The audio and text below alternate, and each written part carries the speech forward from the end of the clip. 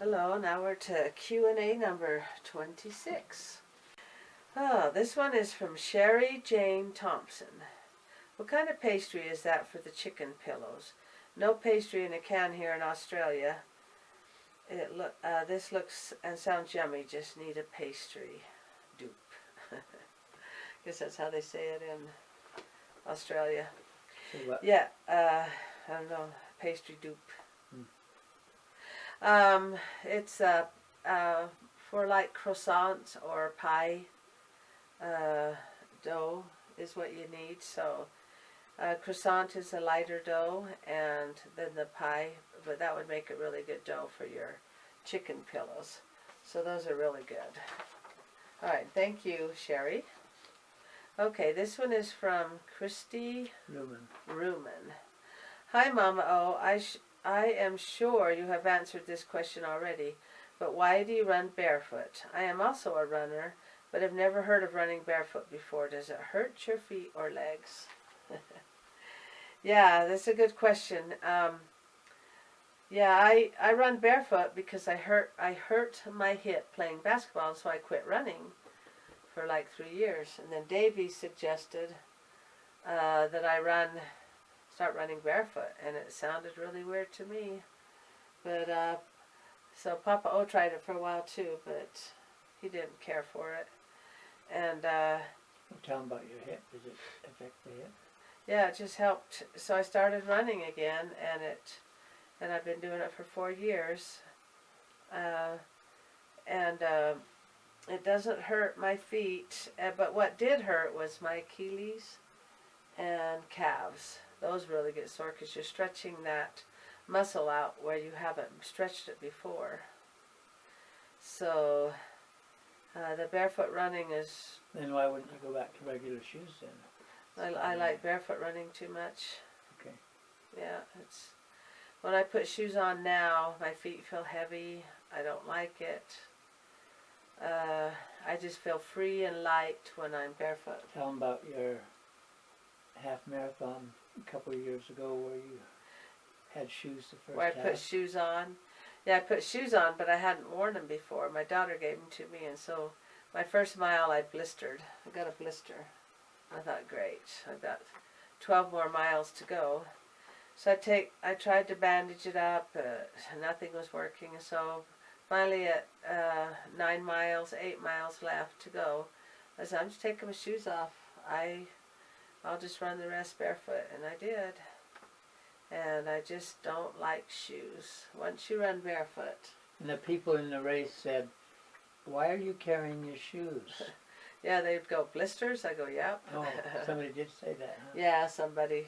She knew it was blisters. But but if I wasn't a barefoot runner before, I probably wouldn't have been able to run barefoot. Let me also say that it's very common for experienced runners, maybe in the latter part of the running, as they get older, they'll maybe get a knee or a hip injury or the curvature of the spine,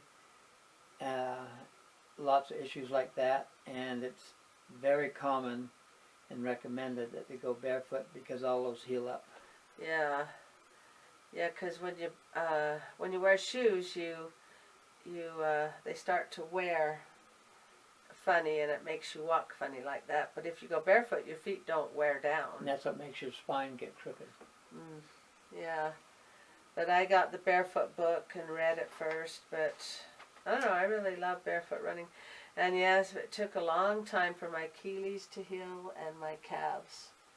But the feet doesn't really hurt unless you step on something, those pokey weeds. I would say it has to do that you run faster than the average person runs. She'll do 8 to 10 minute miles for long distances, and that's a little faster. Yeah, so it's pretty nice. I'm glad Davey told me about it, because I had quit running because my hip hurt, and I went to a chiropractor, and he's been keeping me adjusted, keep me straightened out. But okay, we'll do one more question. This is from KSKC1234. Roseanne, your house is like the ultimate playhouse for all of your grandchildren. I would imagine they all want to go to Grandma and Grandpa's house all the time. Have any of them ever gotten seriously hurt while playing at your house? Yeah, they get little hurts like splinters. Oh, I called it a splinter instead of a sliver. For Ender and Well, belt see, scrapes. I built the stairways and I made it the first step maybe up 2 feet so that little ones have the problem of getting to that first step to climb up the initial small tree house. And, Yeah. and so I made it hard to go up the stairway the first step. Yeah, Ender figured out how to get up there, and then he couldn't get down, and he insisted on getting up there. And some of the kids took a little longer, but usually by age 3 they're going up there, and they do love coming over and playing at Grandma and Grandpa's house and getting the treats and stuff. We try and make it fun for them. Let's see, I think that's all we'll do for tonight, but we'll close with a few quotes. Did you have one ready? Yes. Mine was, I'm not sure where I saw it, but life does not come with a remote. So if you want change, just get up and change it yourself. We kind of want to have a remote control. But that reminds me of a joke. You know, I come from a family of 15 kids, and my dad would joke, and people would say, "Why did you have so many kids?" And back then they didn't have remote changers. So my dad would say, they'd say, "Why did you have so many kids?" He goes, "Well, I need somebody to change the channels." Okay, so there's, I got this one. 5 things. And another one of your dad's jokes said, "Why do you dress them all alike?" Oh, yeah. When we'd go to the state fair, we wanted to win the prize for the biggest family. And we'd always win it every year. And then people would say, "Oh, that's, Mom would dress, make shirts for us."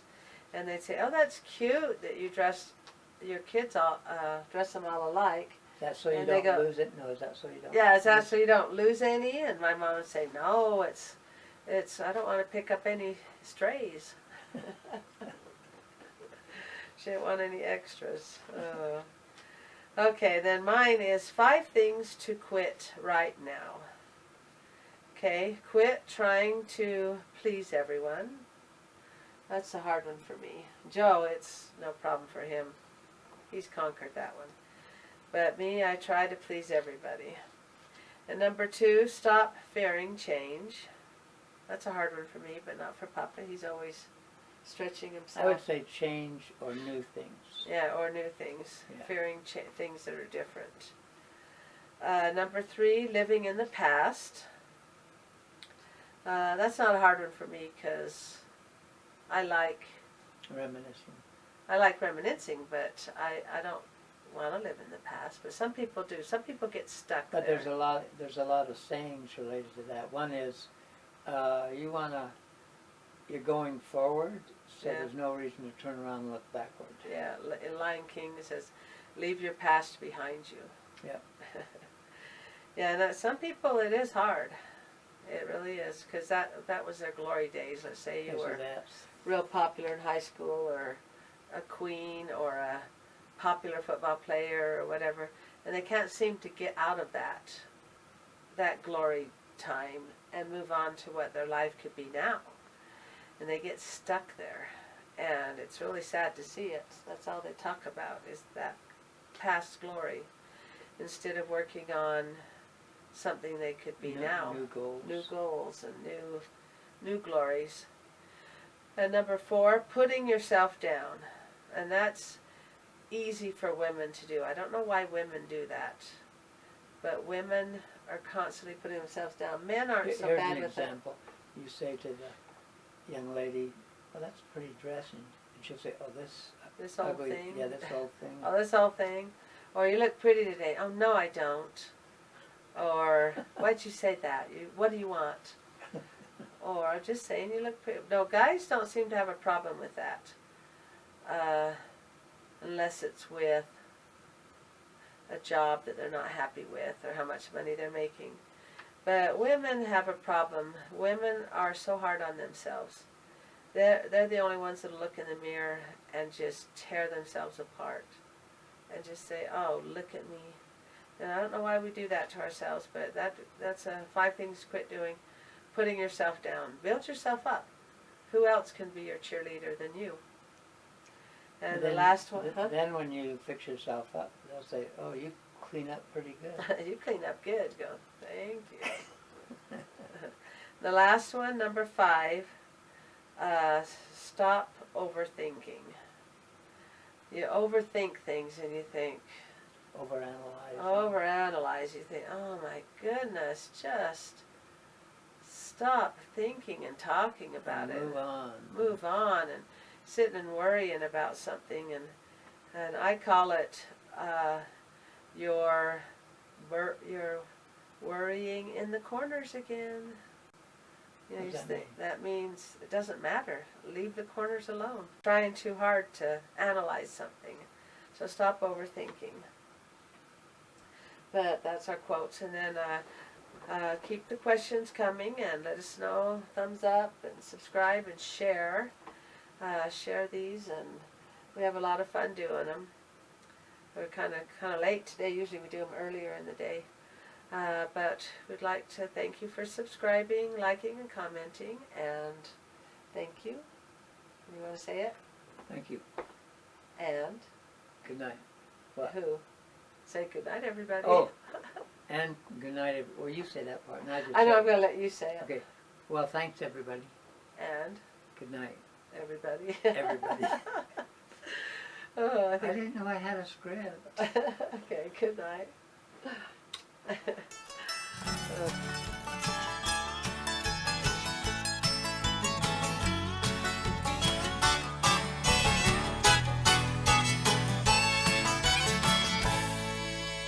Bedroom's not the only